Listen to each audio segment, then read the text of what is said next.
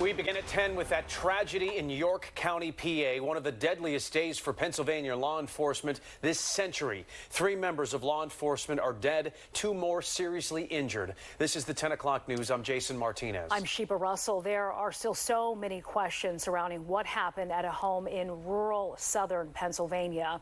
Here's what we know right now. Just after 2 this afternoon, 911 dispatch in York County received reports of a police-involved incident in North Cador's Township, about 115 miles west of Philadelphia.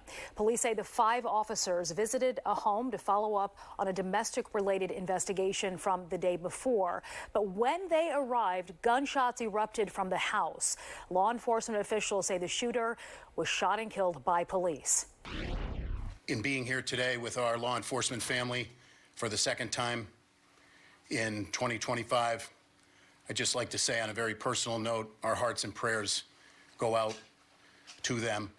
I just think as a community, it's time for us to work hard to heal from this and to make sure that those whose lives were lost today, that something constructive can come from that in their memory that stops this kind of violence in the future.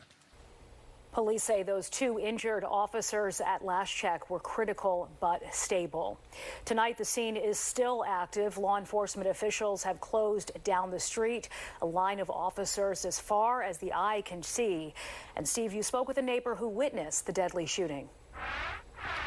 Look, in Philadelphia, we're used to talking to people who live in row houses. Up here, it's farmhouses, and we are just 2 farmhouses from where this happened. Dave Miller lives in the corner house here, and beyond him, you can see a row of police lights and police cars as far as this road winds. And what is going on now, precisely 8 hours after Dave saw cops flooding by his driveway at 2:10 p.m., they are getting ready to have a sad procession here in the pouring rain of bringing those officers' bodies out of here. And this tells you one thing, that the injuries to these officers were so severe that they were pronounced dead on the scene. Their fellow officers didn't think they had a chance of survival, not rushing them to the hospital. We saw 3 big box ambulances arrive here within the hour to pick up the bodies, and so many officers are arriving to be part of this procession in the rain. Even a team of Harley-Davidson mounted officers are here as well.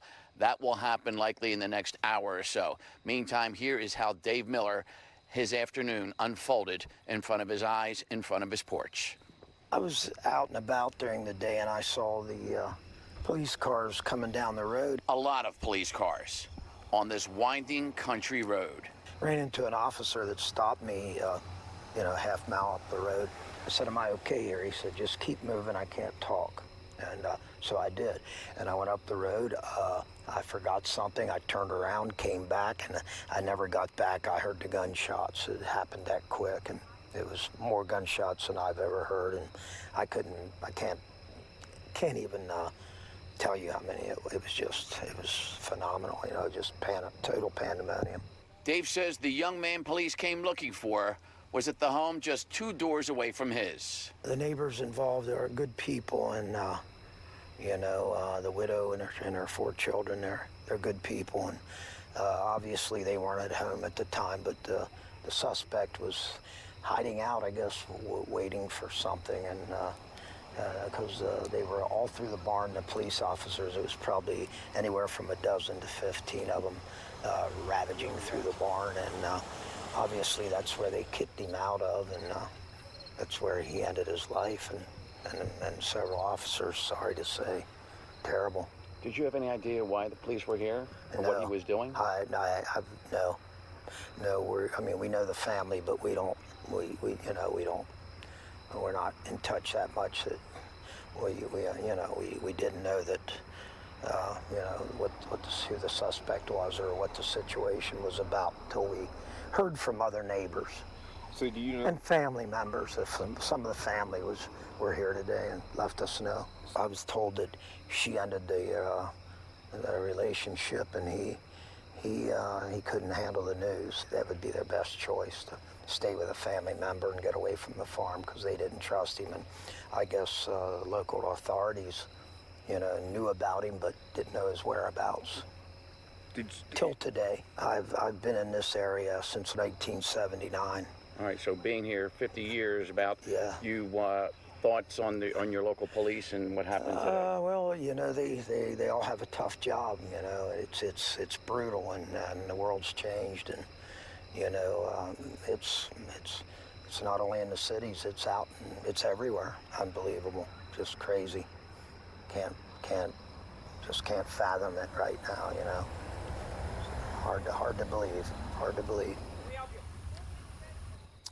Well, Dave's neighbors who live in this farm across the street said to me, the kind of stuff that happened here today is why people move here, to be away, far away from the kind of stuff that they saw happen outside their homes today. Jason Sheba. Really no words, just emotion and heartbreak and tragedy out there in York County. Yeah. All right, Steve Keeley there as still an active scene behind you. Thank you very much, Steve. And Pennsylvania lawmakers responding to the shooting. U.S. Senator Dave McCormick posting on X in part, my deepest condolences go out to the families and friends of these courageous officers who put themselves in harm's way for us. Dina and I are praying for the officers' families, their colleagues, and the entire York community during this devastating time. And U.S. Senator John Fetterman saying in part, it's a reminder that we can't ever forget how dangerous the job of law enforcement is. They put their lives on the line for us every single day, and we owe them a debt of gratitude. My family grieves for the families of the officers who died in today's shooting and keeping in our thoughts the others that are recovering.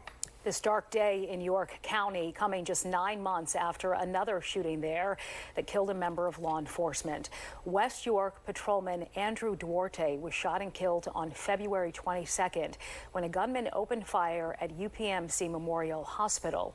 Just minutes ago, you heard the state police commissioner reference this incident. The gunman allegedly learned from a doctor that the woman he lived with had died after getting treatment there. An investigation later revealed that Officer Duarte had been killed by friendly fire.